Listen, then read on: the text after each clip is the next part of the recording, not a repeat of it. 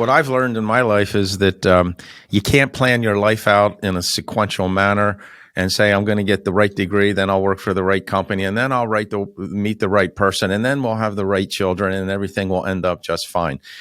I think you jump in the water, you start learning how to swim real fast, and life has a way of unfolding, and you'll find your passion, but you'll only find it if you're really involved and have something at stake. You got something to lose, then you're going to find out what you're passionate about, because nobody likes to lose. You'll figure out how to win. So in that whole journey of finding your passion, let's say you get into college campuses today can be pretty polarizing in a lot of ways. How does Pioneer help, whether it's low-income students, any student at all, they get into college? How does it help them mature so they can see the opportunity?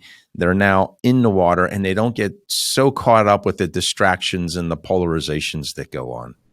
Right. I think that applies to our society in general right now. There's so many people are kind of put into their own miniature communities within the larger community, and very often, whether that's a digital community on social media or your news feed, or it's an actual community, there's the real echo chambers. And I think that what Pioneer Academics, we start with this idea of saying, how do we pull people together just based on the one common thread is a mutual interest. You're all interested in poverty reduction. But we're very intentional with that, of creating these small groups that are going to do this deep dive before they each figure out their individual research question, that are diverse. They're gender diverse, they're geographically diverse, they're socioeconomically diverse. Pioneer actually funds 100% of demonstrated financial need for admitted students, regardless of where they are in the world. And that's very intentional, because we believe that putting people together from different backgrounds is going to create creating sort of putting people together from different backgrounds and then having them engage with each other when they have a common interest creates a natural foundation for communication, listening, and understanding. All of the news I hear about, what we have to do to combat the polarization these days is you have to go and listen to the other people, but you're not really interested in, you're not part of their community, right? But if you are in a group where you're all talking about,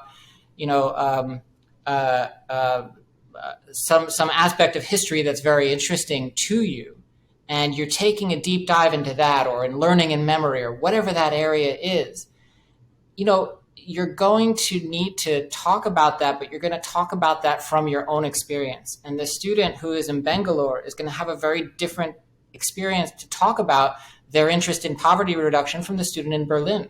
And that naturally opens up people's eyes. And through Pioneer, we set up a whole bunch of required engagement aspects. So you're not only in this little seminar group interacting, but once you start your research, we have students all have to do peer reviews. You have to be able to listen and ask questions and critique and reflect on what other people are saying. And that natural process creates an opportunity for you to see the world beyond your echo chamber that so many people live in.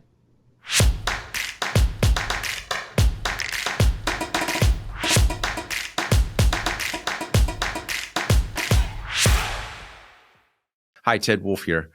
I want to thank you for joining us for this Implementors video.